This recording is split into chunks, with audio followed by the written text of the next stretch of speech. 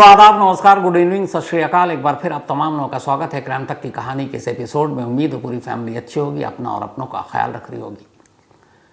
मैं रोज़ाना आपको कहानी सुनाता हूँ, आप सुनते हैं, लेकिन आज पहली बार एक गुजारिश आप लोगों से है, पूरी क्राइम तक फैमिली मेम्बर से, कि आज की कहानी को सिर्फ कहानी समझकर मत सुनिएगा और इस कहानी को सुनने के लिए भी मत सुनिएगा, बल्कि आज की कहानी एक ऐसी लड़की की आवाज़ बनने के लिए सुनिए जिसने अपनी कहानी सुनाने के लिए अपनी जान दे दी।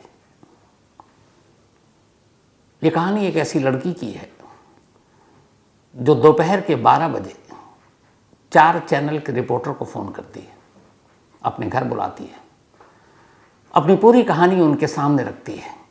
कहानी कैमरे में कैद। तमाम रिपोर्टर और कैमरामैन उस घर से वापस लौट जाते हैं, अपने अपने चैनल को वो स्टोरी फाइल करते हैं। उनके लौटने के कुछ घंटे के बाद वो लड़की उसी घर के कमरे में पंखे से झूल जाती है। उससे पहले उसने अपनी कलाई भी काटी, मतलब वो पुख्ता हो जाना चाहती थी कि किसी भी कीमत पर वो बच ना पाए। लेकिन मौत से कुछ घंटे पहले मीडिया वालों को बुलाना और अपनी बात कहना और उसके बाद यूं अपनी जान ले लेना, क्यों ऐसा हुआ? आप यकीन मानिए, ये पूरे सिस्टम को झकझोर देने वाली कहानी है। 2017 में एक फिल्म आई थी काबिल, जिसमें ऋतिक रोशन हीरो थे और यामी गौतम हीरोइन। दोनों का किरदार अंधों का किरदार था, दोनों को दिखाई नहीं देता था, दोनों अंधे थे, दोनों शादी कर लेते हैं। इसके बाद एक कॉरपोरेटर का बेटा यामी गौतम का रेप करता है। यामी गौतम और ऋतिक रोशन पुलिस के पास जाते हैं, कंप्लेंट लिखाते हैं, पुलिस कुछ करती नहीं है। कुछ दिनों के बाद वही कॉरपोरेटर का बेटा दोबारा उस घर में आता है और दोबारा रेप करता है। इसके बाद यामी गौतम टूट जाती है और वो खुदकुशी कर लेती है। ऋतिक रोशन फिर पुलिस स्टेशन जाता है, लेकिन इस बार रिपोर्ट लिखाने नहीं, बल्कि पुलिस को बताने कि अब अंधे कानून से उसका भरोसा उठ चुका है, अब जो भी करेगा वो खुद करेगा। 7 साल पहले आई यह फिल्मी थी, कहानी भी झूठी थी, लेकिन आज जो मैं आपको कहानी सुनाने जा रहा हूँ, थोड़ी बहुत चीज़ें इसमें से हटा दीजिए तो लगभग वही कहानी है। यहाँ पर ऋतिक रोशन या यामी की तरह कोई किरदार अंधा नहीं है, लेकिन पूरा का पूरा कानून अंधा है और उसी अंधे कानून की ये कहानी है। कहानी राजस्थान के श्री गंगानगर की है। श्री गंगानगर के एक गांव में एक परिवार रहा करता था। इस परिवार में एक बेटा, उसकी एक बेटी, एक बहू के 2 बच्चे, और सब कुछ ठीक ठाक था साल भर पहले तक। साल भर पहले इस परिवार की बहू, देश में नारा भी चल रहा है, बेटी बचाओ बेटी पढ़ाओ, तो उसे पढ़ने का शौक़ था। पति ने कहा पढ़ो, सास ने कहा पढ़ो, ससुर ने कहा पढ़ो, तो पास के ही एक 12th कॉलेज था, वहाँ पे 12th की पढ़ाई कर रही थी। घर से स्कूल तक जाते हुए वो बस का इस्तेमाल करती। उसी बस में 3 लड़के भी सवार होते और वो तीनों लड़के एक दूसरे कॉलेज में पढ़ रहे होते। इन 3 लड़कों के जो नाम हैं, उनमें से एक लालचंद, एक अशोक और एक शिवचंद। शिवचंद राजस्थान के एक कैबिनेट मिनिस्टर का रिश्तेदार है। तो तीनों अक्सर बस में जाते। अब एक साथ स्टूडेंट बस में बातचीत होती, दोस्ती हो गई। एक रोज़ बस से लौट रहे थे, तीनों ने कहा कि चलो तुम्हें घर तक ले जाते हैं। घर तक पहुंचने के बीच में खेत, मौका देखते ही तीनों उस महिला जिसका नाम स्वाति, उस पर टूट पड़ते हैं और उसके साथ गैंगरेप करते हैं। गैंगरेप करने के दौरान मोबाइल से वो वीडियो भी बना लेते हैं और इसके बाद इस धमकी के साथ छोड़ देते हैं कि अगर तुमने घर में या पुलिस को कुछ बताया तो तुम्हारा ये वीडियो पूरे गांव में, पूरे रिश्तेदारों को, हर जगह, कॉलेज में वायरल कर देंगे। स्वाति डर गई। 2 बच्चे थे, पति, उसे लगा कि अगर ये वीडियो सामने आ गया तो सबसे पहले पति छोड़ेगा, ससुराल वाले बाहर कर देंगे, फिर उसकी ज़िंदगी में बचेगा क्या? बड़े होंगे तो उसके बच्चे भी अपने आप को एक तरह से शर्मिंदा महसूस करेंगे। घर टूटने और इज्जत के डर से स्वाति खामोश हो गई। इसके बाद वो कई बार उसको फ़ोन करते और उसके बाद जबरन बुलाते कि वीडियो लीक कर देंगे, और वो मजबूरी में जाती। महीनों उसकी असमत, उसकी इज्जत लूटी जाती रही और वो खामोश लुटती रही, क्योंकि उसे अपने घर को बचाना था। वो नहीं चाहती थी कि उसका ससुराल उससे छूटे, और ये सब कुछ बर्दाश्त करती रही। लेकिन फिर तभी उन तीनों लड़कों का हौसला इतना बढ़ा कि स्वाति की एक ननद यानी उसके पति की छोटी बहन, उस पर उसकी बुरी नीयत पड़ी। अब उन्होंने स्वाति से कहा कि तुम अपनी ननद से हमारी बात कराओ और उसको एक दिन मिलाओ, अगर तुमने नहीं किया तो यही वीडियो लीक कर देंगे। वो बहुत मिन्नत की, हाथ जोड़े, पर उन्होंने कहा नहीं। स्वाति फिर डर गई कि ससुराल वाले बाहर कर देंगे, पति की नज़रों में गिर जाऊंगी। हिम्मत नहीं हुई सच बताने की, और आखिरकार उन तीनों लड़कों के आगे झुक गई। पहली बार अपनी ननद आभा से वो हाथ जोड़कर कहती है और पूरी कहानी बता देती है। कहती है, अब मेरी पूरी इज्जत और मेरा घर गृहस्थी, मेरा पति, मेरे बच्चे सब तुम्हारे हवाले। अगर तुम सच बता दो तो मैं बर्बाद हो जाऊंगी, लेकिन एक बार तुम बात कर लो तो शायद मेरी बची खुची इज्जत बच जाएगी। आभा ने जब अपनी भाभी की कहानी सुनी तो उसने कहा, आप परेशान मत हो, मैं आपकी मदद करूंगी। उसने उन लड़कों के कहने पर फ़ोन पे बात की। इसके बाद एक रोज़ जब वो लौट रही थी, वो भी एक स्टूडेंट थी, तो इत्तेफाक से तीनों लड़के एक सुनसान जगह पर मिल गए और उन्होंने उसे पकड़कर जबरन उसके साथ भी ज़बरदस्ती की। अब आभा के साथ भी गैंगरेप हुआ। उसने आकर अपनी भाभी को ये बात बताई। अब भाभी को गिल्टी फील हुई कि मेरी वजह से मेरी ननद इस दलदल में फंस गई। उसने उन लड़कों से बातचीत की। लड़कों ने कहा कि अच्छा ठीक है, अब हम कुछ ऐसा नहीं करेंगे, और वादा किया। लेकिन कुछ दिन के बाद एक रोज़ ननद और भाभी दोनों जब लौट रही थी, इत्तेफाक से सन्नाटा, वही खेत का एरिया, वो तीनों लड़के रास्ते में पहले से घात लगा कर बैठे थे, शायद उन्हें मालूम था, और उन्होंने उन दोनों को फिर से पकड़ा। लेकिन इस बार हद हो गई। तीनों लड़कों ने दोनों का एक साथ गैंगरेप किया। स्वाति की इज्जत लुटती रही, लेकिन वो अपने आंखों के सामने अपनी ननद को लुटता हुआ देखती रही और ये गिल्ट फील करती रही कि सब कुछ उसकी वजह से हुआ। वो ये बात बर्दाश्त नहीं कर पाई। उसी शाम उसने अपने ऊपर पेट्रोल डालकर खुद को आग लगा दिया। कुछ लोगों की नज़र पड़ी, भाग कर गए, आग बुझाई, उसे अस्पताल ले गए। 80% वो झुलस चुकी थी। ये बात दिसंबर 2023 की है। अब अस्पताल में उसका इलाज चल रहा है। इधर स्वाति के घर वालों को पता चला कि स्वाति को आग से वो जल गई है, झुलस गई है। उन्हें लगा ससुराल वालों ने कहीं ना कहीं स्वाति को डॉरी और इसके लिए जलाने की कोशिश की है। स्वाति उस वक्त होश में नहीं थी। उन्होंने बिना स्वाति से बातचीत किए हुए पुलिस में रिपोर्ट लिखा दी कि हमारी बेटी को ससुराल वालों ने जलाया।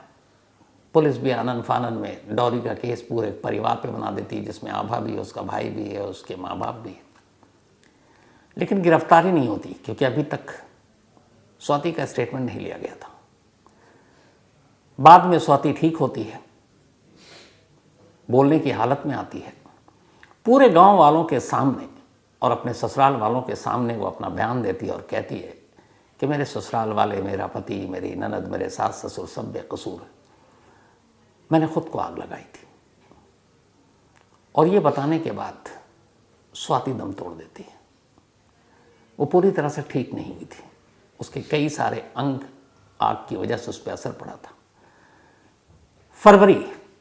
23 फरवरी की वो तारीख थी जिस दिन स्वाति की मौत हो जाती है। जैसे ही स्वाति की मौत होती है, अब आभा को गिल्ट फील होता है, क्योंकि वो सच्चाई जानती थी, अब तक कोई नहीं जानता था। अब आभा को लगा कि ये खामोश रहने का वक्त नहीं है। वो फ़ौरन पुलिस स्टेशन जाती है और बताती है कि मेरी भाभी ने जो आग लगाई, जो खुदकुशी की है, उसकी असली वजह यह है कि 3 लड़के लगातार हमें ब्लैकमेल कर रहे थे, हमारा गैंगरेप कर रहे थे। वो 3 लड़कों के नाम लेती है। अब यहाँ से अंधे कानून की कहानी शुरू होती है। डिप्टी एसपी वहाँ के, वो कहते हैं कि इतने महीने से हो गए, तुम अब तक खामोश हो, वही पुरानी चीज़ें। इसके बाद बाकायदा कमरे में उस लड़की को खड़ा कर उससे उस गैंग रेप के हर दिन जितनी बार हुआ उसके बारीक से बारीक क्वेश्चन पूछ रहे हैं। यानी जो कुछ हुआ वो तो हुआ, अब एक पुलिस अफसर के कमरे में एक लड़की को सवालों के जरिए उसके कपड़े उतारे जा रहे हैं। उसको समझ में नहीं आ रहा कि मैं यहाँ क्यों हूँ, क्या कर रही हूँ। मतलब फिर से एक बार मुझे नंगा किया जा रहा है। फिर भी वो सब बताती रही क्योंकि उसे इंसाफ चाहिए था। लेकिन जब 3 नाम आए तो तीसरा नाम सुनकर पुलिस वाले भी चौंकते और कहते हैं कि सुनो, 1-2 का नाम ले लो, तीनों का नाम लेना ज़रूरी नहीं है। वो कहती है कि जब तीनों हैं तो मैं क्यों नहीं लूँ। अब उन 3 में से एक तीसरा लड़का जो कि राजस्थान के कैबिनेट मिनिस्टर का रिश्तेदार है, पुलिस उस लड़के के नाम को उस केस से हटाना चाहती थी, लेकिन आभा तैयार नहीं थी। पुलिस वाले फिर समझाते रहे, फिर डराया। उन्होंने कहा वो जो डॉरी का केस तुम्हारी भाभी ने लगाया था उसमें तुम्हारे पूरे परिवार को अंदर कर देंगे। लेकिन पुलिस को मालूम नहीं था कि उसका आखिरी स्टेटमेंट गांव की पंचायत, गांव के तमाम लोगों के सामने मरने से पहले वो दे चुकी है, तो वो कुछ कर नहीं सकते थे। लेकिन अब उन्होंने दूसरा कानूनी खेल खेलना शुरू किया। पहले तो उसे सवाल पर सवाल करके उसको तोड़ने की कोशिश की। फिर उन्होंने कहा कि 3 नहीं 2 लड़कों के नाम लिखेंगे। फिर उन्होंने कहा कि तुम्हारा मेडिकल करेंगे ताकि पता चल सके। मेडिकल के लिए उस लड़की को उस गांव से अकेले दूर सरकारी अस्पताल में भेजा जाता है। और जिस दिन भेजा गया कि आज ही जाना है, डॉक्टर से बात हो गई, वहाँ जाकर उस लड़की को पता चलता है कि कौन से डॉक्टर। उस दिन तो उस डॉक्टर साहब की छुट्टी थी, अस्पताल में कोई था नहीं। वो वापस सुबह जाती है और शाम को लौटती है बिना मेडिकल टेस्ट के। पुलिस के पास जाती है, पुलिस उल्टा उसे डांटती है, फिर कहती है अब तुम्हें अगले दिन जाना पड़ेगा। ये सब हरासमेंट का एक तरीका था। बट उसने भी ठान रखा था इंसाफ लेकर रहेंगे। वो अगले दिन फिर जाती है। इत्तेफाक से जब जाती है तो इस बार थोड़ी सी देरी हो जाती है। डॉक्टर उसी के ऊपर चढ़ बैठता है। ऐसा लगता है कि जैसे वो रेप विक्टिम नहीं बल्कि खुद रेपिस्ट है। और जब मेडिकल टेस्ट होता है तो लगातार पुलिस वाले डॉक्टर को ब्रीफ कर रहे हैं कि कैसे करना है, क्या करना है। अब ये सब करने के बाद बड़ी मुश्किल से पुलिस 2 नाम लिखती है, लेकिन ये जिद पे थी कि तीसरा नाम लिखिए। वो लिखते नहीं, 2 को उठाते हैं और जेल भेज देते हैं, क्योंकि वो वैसे ही नॉर्मल लोग थे, उनका कोई पहुंच वाला नहीं था।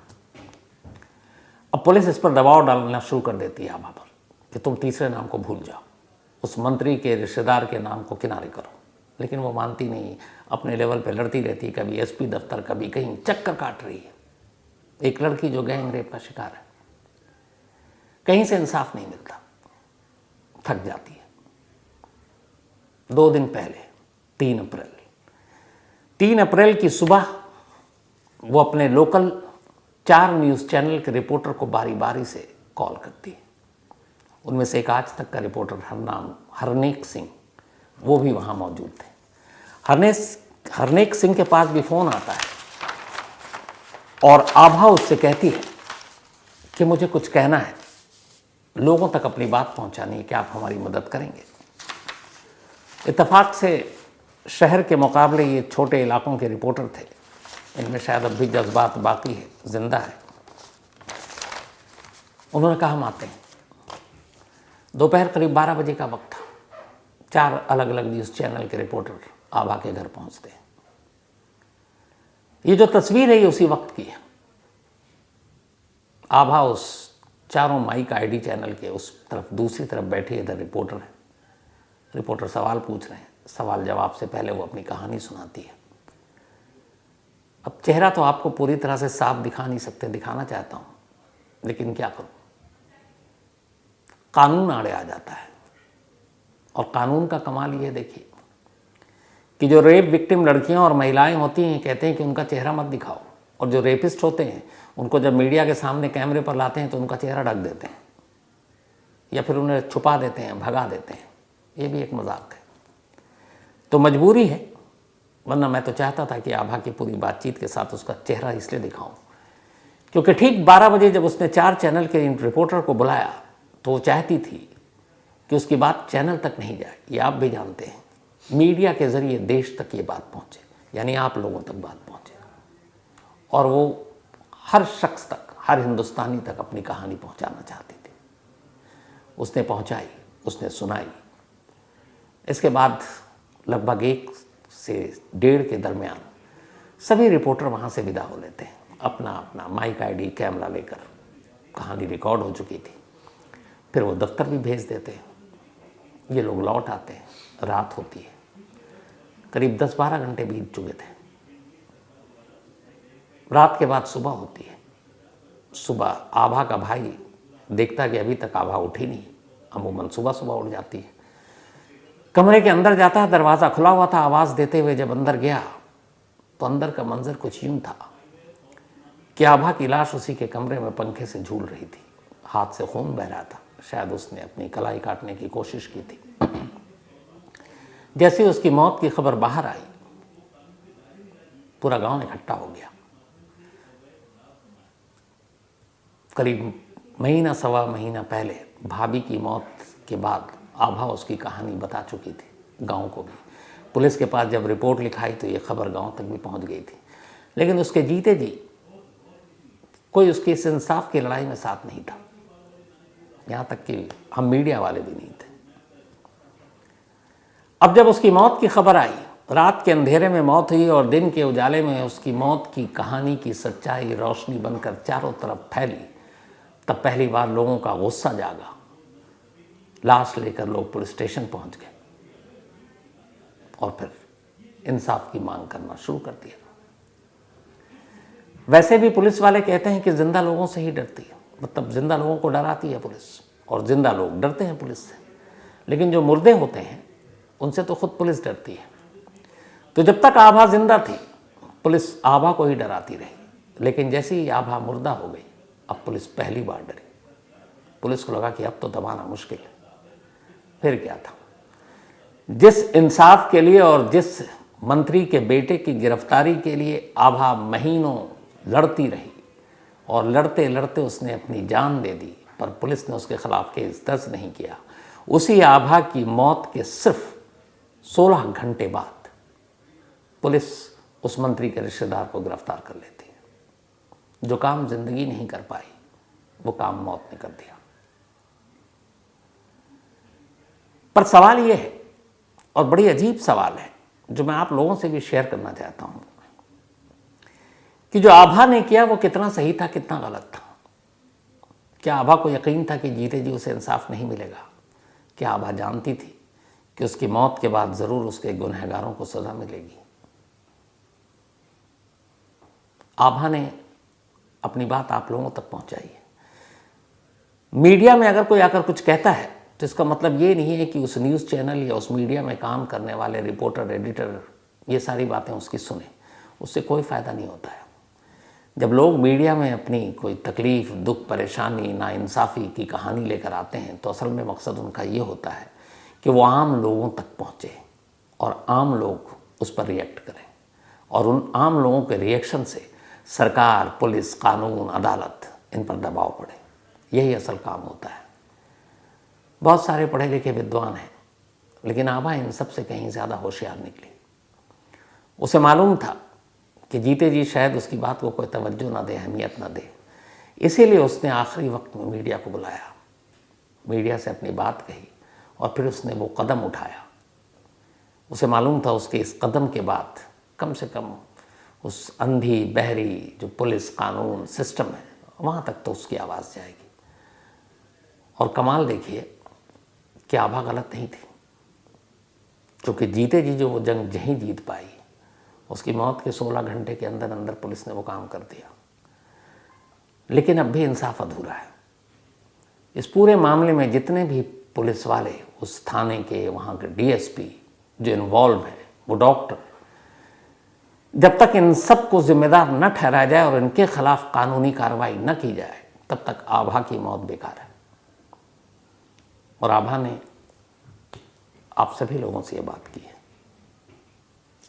तो इसीलिए मैंने शुरू में कहा था, आज की कहानी को कहानी की तरह मत लीजिएगा। ये एक आवाज़ है, एक पैगाम है, जो ख़ास आप लोगों के लिए उसने मीडिया के ज़रिए कहने की कोशिश की, आप तक है। और इसकी अगर पूरी बातचीत आप सुनना चाहें, बहुत सारी चीज़ें होती हैं, तो आज रात 11 बजे वारदात में आज तक पर खुद आभा की ज़ुबानी आपको पूरी कहानी सुनाऊंगा। पर मेरी आपसे फिर वही गुजारिश है कि इसको सुनने के बाद सोचिएगा ज़रूर। क्या पता आप लोगों के सोचने से बहुत सारी चीज़ें बदल जाएं। तो कहानी में आज इतना ही, आभा की कहानी में आज इतना ही। अब आपसे मुलाकात होगी कल रात 9 बजे। तब तक अपना और अपनों का ख्याल रखिएगा। Thank you very much.